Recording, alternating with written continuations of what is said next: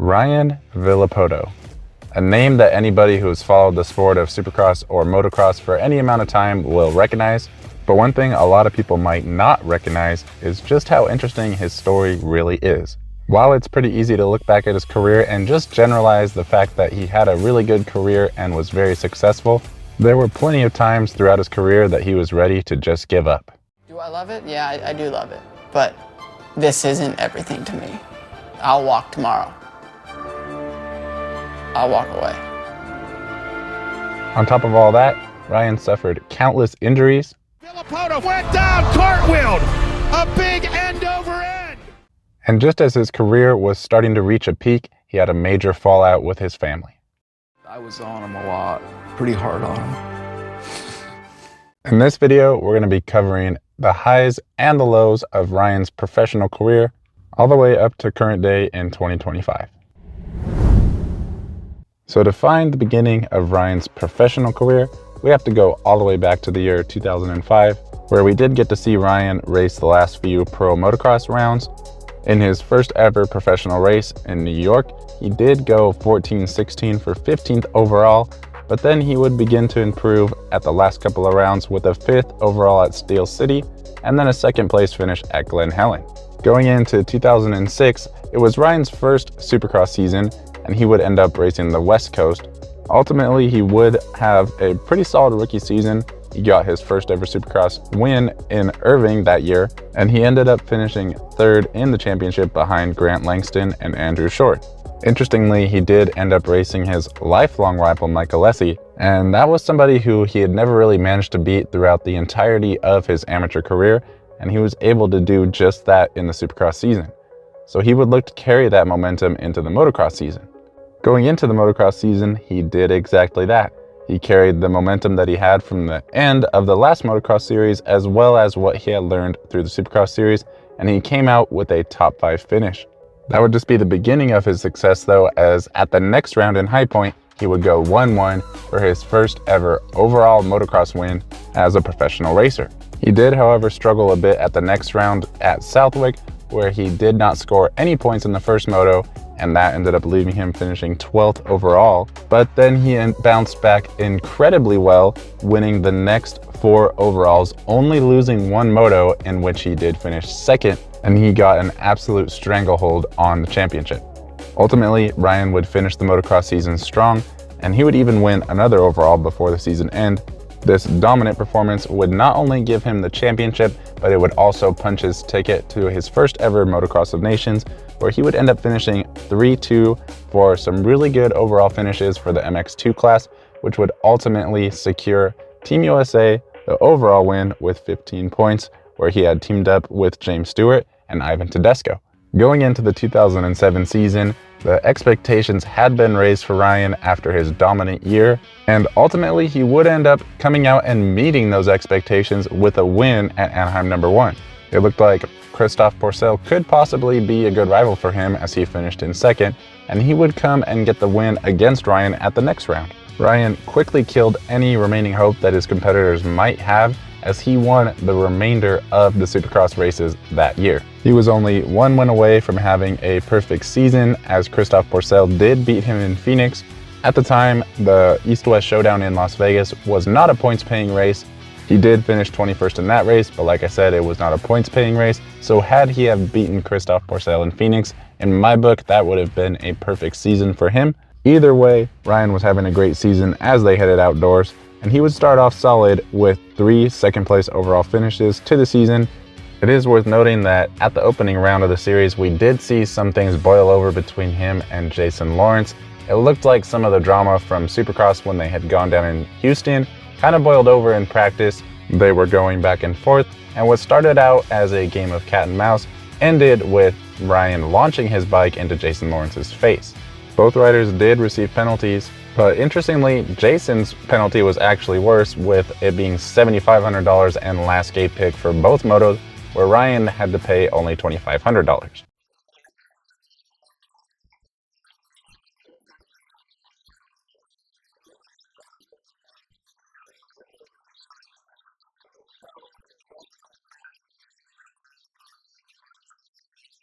Anyways, after starting off the series with 3 podiums, he would go on to win 5 of the remaining races, which easily handed him his 2nd motocross title in a row as they headed back to Motocross of Nations, which this time was in the US. This was shaping up to be a truly iconic Motocross of Nations, as it was on home soil, it was at Budds Creek, and it was also going to be the GOAT, Ricky Carmichael's last race. The 3rd rider on the team was Tim Ferry, and it looked like Team USA had a very good shot at winning on their home soil. As the gate dropped, Ryan got off to a pretty good start. Keep in mind, in both motos, he was on a 250 racing against other 250s as well as other 450s, and not just any 450s, the best 450 riders in the world.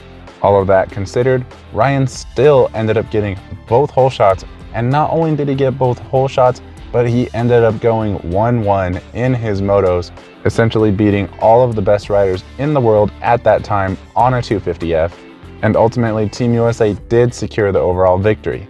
This was a truly iconic way for Ryan to end his season, and the trajectory of his career couldn't seem to be any better.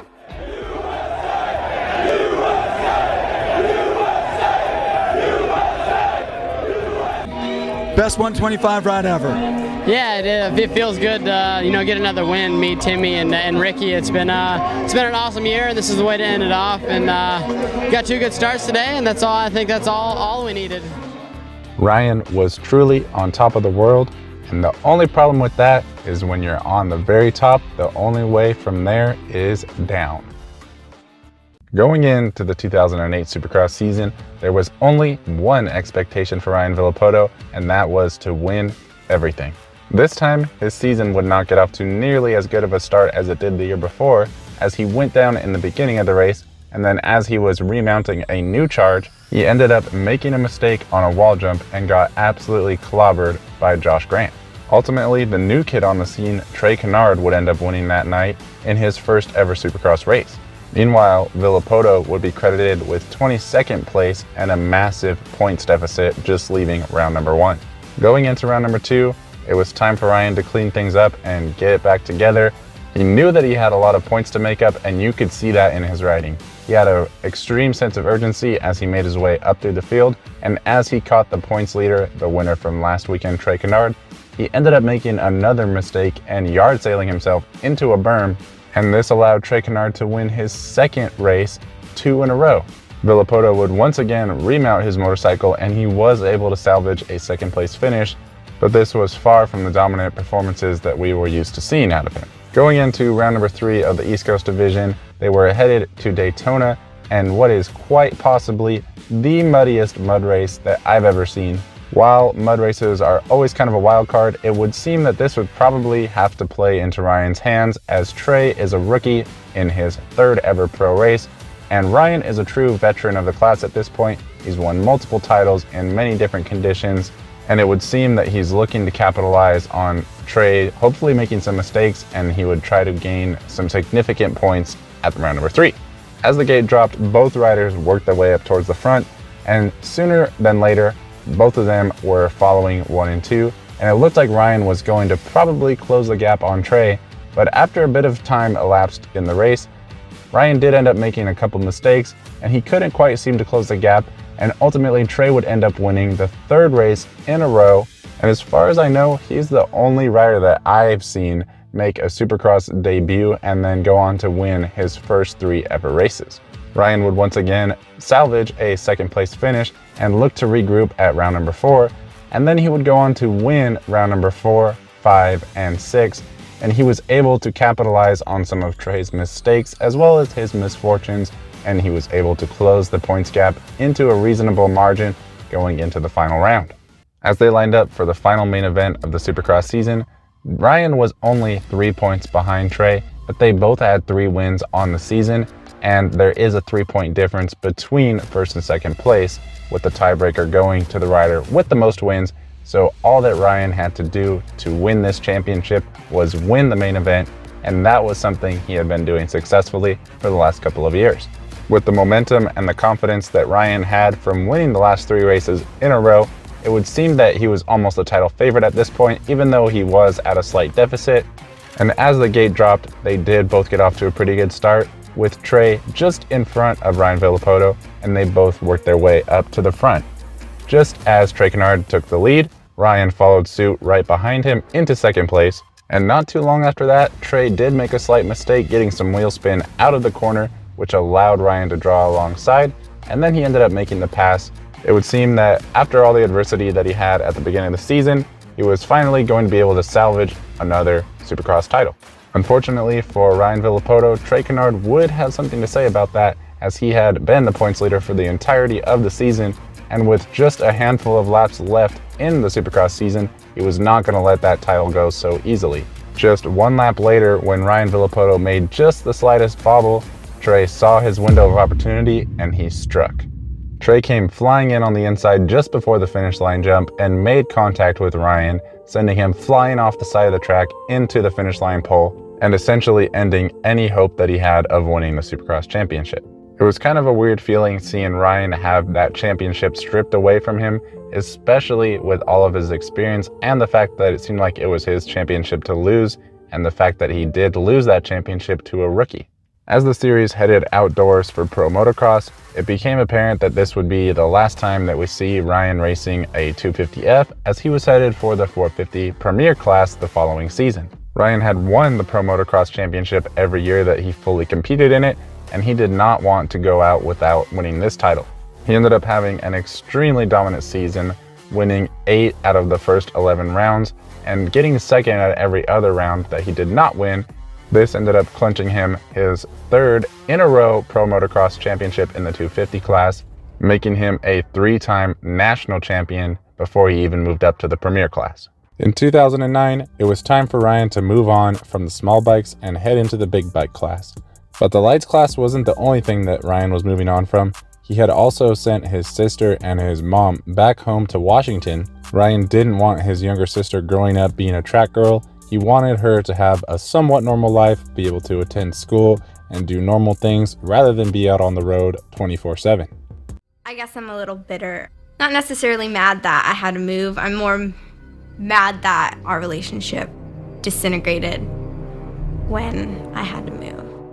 Going into Anaheim #1, Ryan's rookie Supercross debut would end up being overshadowed by a great battle between James Stewart and Chad Reed that would end up in a gnarly crash in the whoop section, allowing Josh Grant to take over the lead. And if that wasn't already dramatic enough, with just a couple of laps to go, Josh Grant would end up picking up a tough block cover and getting that caught in his rear wheel, and he would end up limping home for his first ever Premier Supercross class win very early on into his Premier class career.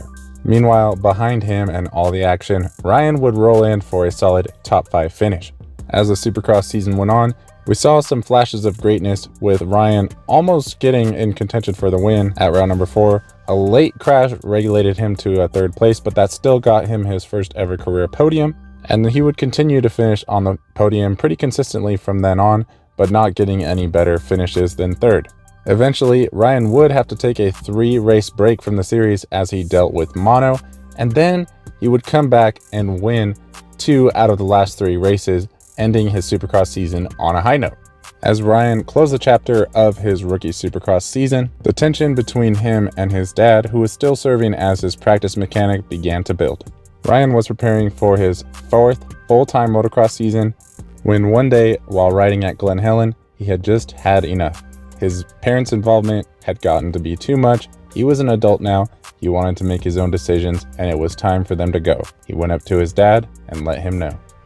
Just told him, like, kind of in between riding or right after I was done, you know, like, hey,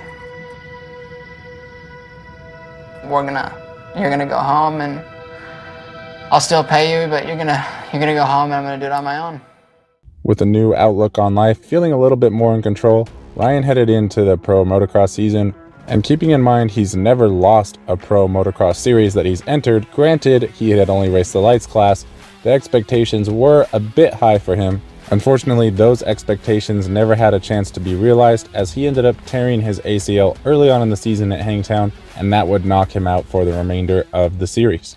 Going into the 2010 Supercross season, the expectations were once again for Ryan to win. He was feeling better from his ACL reconstruction, and keep in mind the last time we saw Ryan on a Supercross track, he did win that race. This year, he would have to face off against another Ryan, the rookie Ryan Dungey, as well as a plethora of other veterans that would be hard to beat throughout the season. Ryan started off the season solid just like he did the year before with a top 5 finish. Then he got on the box at the next round with a second, and then he dropped all the way back to 7th at round number 3 and bounced back strong at round number 4 with a win. Ryan would continue to carry that momentum, winning 2 out of the next 3 races, when at round number 8, he had a pretty bad race with a 19th place finish, but then he came back even stronger, winning 4 out of the next 5 races. It looked like Ryan was closing in on the other Ryan Dungey, and he would be taking control of the championship sometime soon. As they headed into round number 14, the series was drawing to a close, and Ryan's opportunity to close that points gap down and take over the championship lead was closing down. Ryan saw his opportunity and made an aggressive pass on Dungey, causing them both to go down. They both got up rather quickly, and Villopoto ended up taking over the lead. As he began to stretch out his lead, unfortunately, over one of the Supercross triples, something did not go right. He did not make the jump. He jumped off and hit the ground very hard. Immediately, you could tell that he was not going to be okay, and he ended up absolutely destroying his leg. Ryan would miss the entire rest of the 2010 season as he was still trying to recover from that gruesome leg injury. But as 2010 was drawing to a close, an interesting opportunity came on the horizon, with the opportunity to train with Alden Baker became available as James Stewart was no longer working with him. Going into the 2011 season, the expectations were really non-existent for Ryan for the first time in a very long time.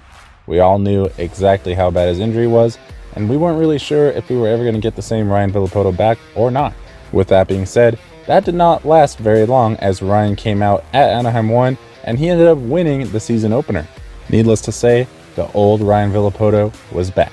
He ended up absolutely dominating the rest of the Supercross season, finishing inside the top 5 or better for the remainder of the season, except for round number 7, which he did finish 7th, and he also won 5 more times. This, of course, led him to his first ever Premier Class Supercross Championship, and it was now abundantly clear that Ryan Villopoto would go down as one of the greatest of all time. Going into the motocross season, of course, the expectations for Ryan Villopoto were very high. He had yet to really compete in 450 motocross, and everybody was really excited to see what he could do. He started off the season a little bit rocky by his standards with a 3rd place finish, losing a couple of points to Ryan Dungey, who finished in 2nd that day. But ultimately, that would be his worst finish of the season, as he remained absolutely rock solid through the entirety of the 2011 motocross series. He would again finish 3rd at round number 2. Dungey would drop back to 8th, allowing him to close that points gap, and they would go back and forth throughout the motocross series, trading off wins, trading off spots in the podiums, going relentlessly at each other all season long. Villopoto would surprisingly only end up winning 3 overall races, but like I said, his worst finish was only a 3rd place. This consistency would eventually win Ryan Villopoto his first ever Premier Class Motocross Championship, but it did end up being really close even down to the very end. Ryan Dungey would finish the season only 12 points behind Villopoto, and if you rewind back to round number 2 at Freestone when he got 8th place overall, looking at those scores, he actually went 2-25. So in that second moto when he got 25th, he didn't score any points at all, and if he would have just gotten another 2nd place finish, that right there would have been enough for him to actually take over that title from Ryan Villopoto. Pretty crazy when you consider the fact that Ryan Villopoto never once finished off the podium with an overall finish. And if that wasn't crazy enough, then he had to turn around and team back up with Ryan Dungey and head off to Motocross of Nations, where they would end up ultimately winning the Motocross of Nations once again. And in the 3rd moto, where the open class rides with the MX1 class, Ryan Dungey and Ryan Villopoto would finish 1 and 2, capping off the day with an exclamation point, once again making America the dominant force of motocross. Going into 2012, the question was, could Ryan replicate what he did the year before? Him and Ryan Dungey were now both Supercross champions, and they would also have to face off against James Stewart and Chad Reed.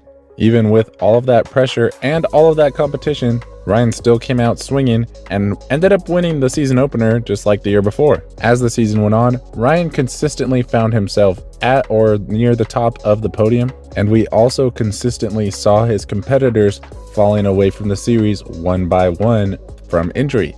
Chad Reed was looking pretty racy off and on throughout the season, but he ended up crashing out at Dallas and tearing his ACL as well as fracturing his tibia, his fibula, 2 ribs, and even his T6. James Stewart ended up injuring his wrist at Indianapolis, and then he did try to come back at one point, but then he crashed again, and that was it for his season.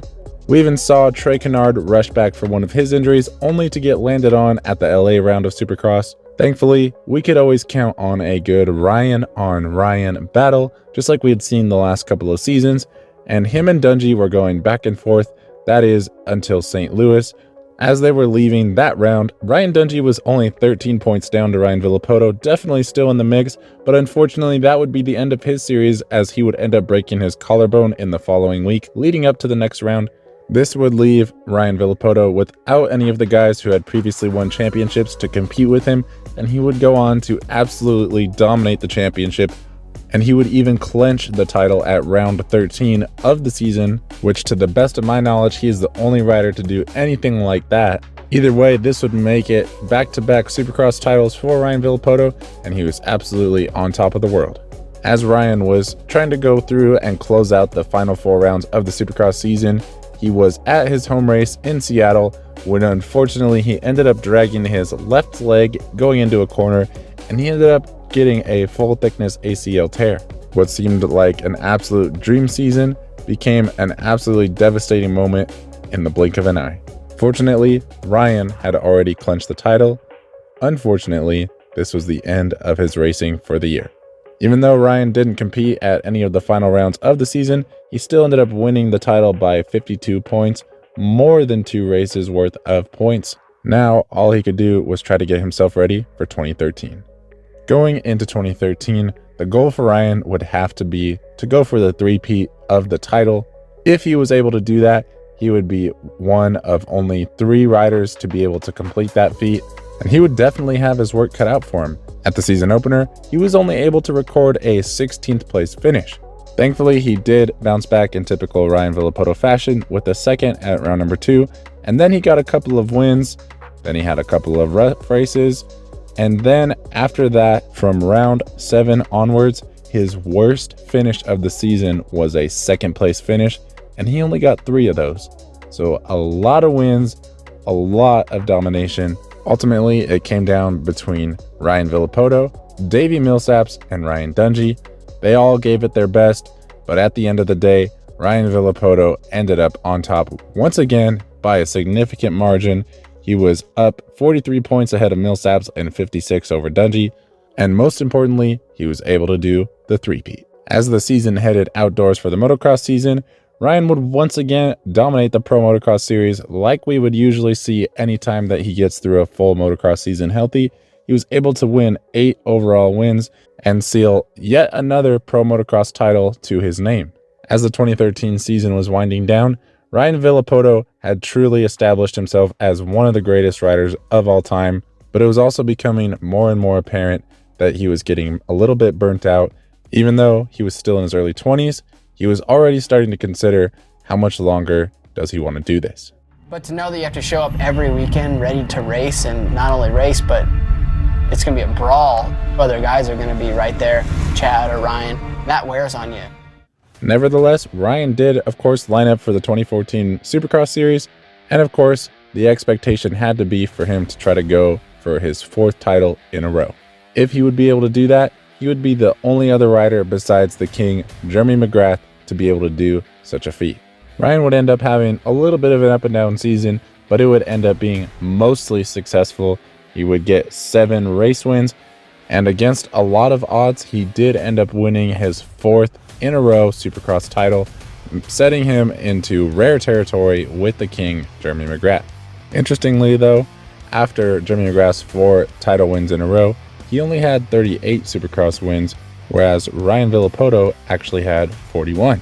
At just the young age of 25, Ryan Villopoto had already accomplished so much in the sport. He came out and won the Monster Million at the Monster Energy Cup. He had 3 250 motocross titles, 1 250 regional supercross title, 2 450 motocross titles, and of course the 4 in a row supercross titles.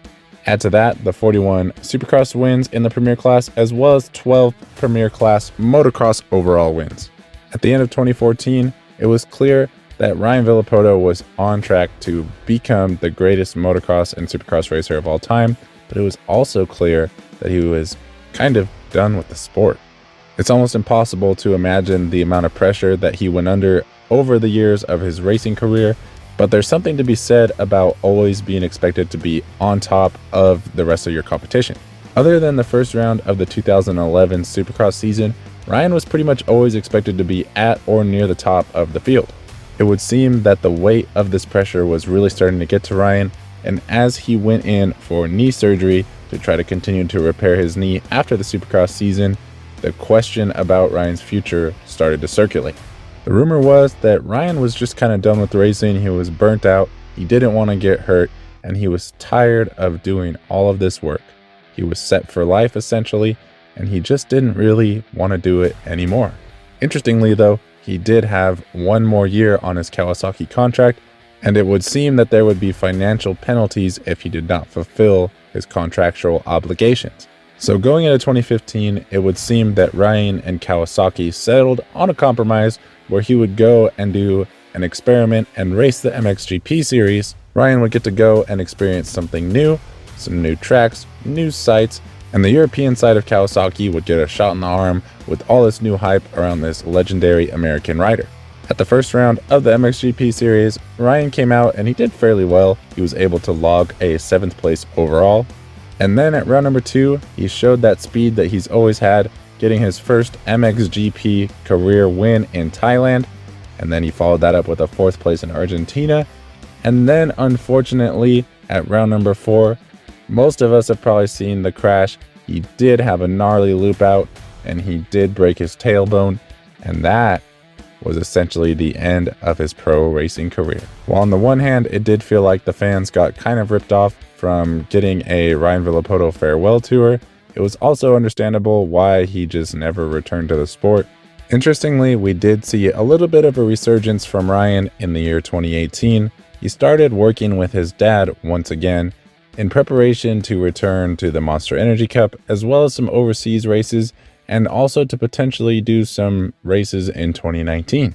There was quite a bit of hype about him lining back up for the Monster Energy Cup, a race that he had actually won the $1 million in before, but it had also been many years since we've seen Ryan truly line up for a Supercross race. Ryan ended up going 12, 11, 13 for 13th place overall on the night, and while that might not be anything spectacular, what was spectacular was seeing Ryan line up with some of the newer riders and really give it a go one last time.